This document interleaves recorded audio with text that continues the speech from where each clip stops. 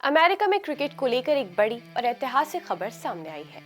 Bollywood superstar Shahrukh Khan का एक बड़ा सपना अब सच हो गया है। क्या है ये, आइए जानते हैं।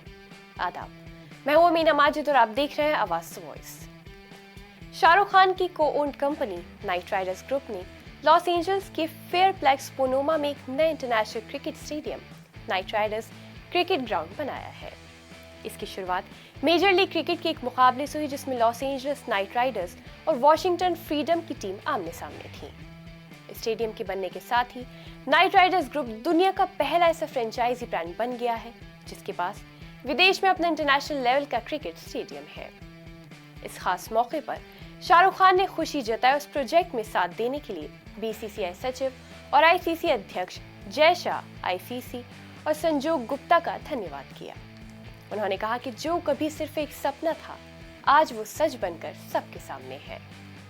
स्टेडियम की सबसे बड़ी खास बात यह है कि 2028 में लॉस एंजल्स ओलंपिक्स के दौरान क्रिकेट के सभी मुकाबले इसी मैदान पर खेले जाएंगे।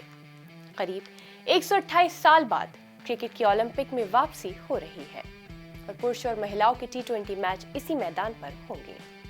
करीब 175 करोड़ रुपए की लागत से बने स्टेडियम में अभी 5000 लोगों के बैठने का इंतजाम है और आने वाले वक्त में इसकी कैपेसिटी बढ़ाकर 15000 तक कर दी जाएगी।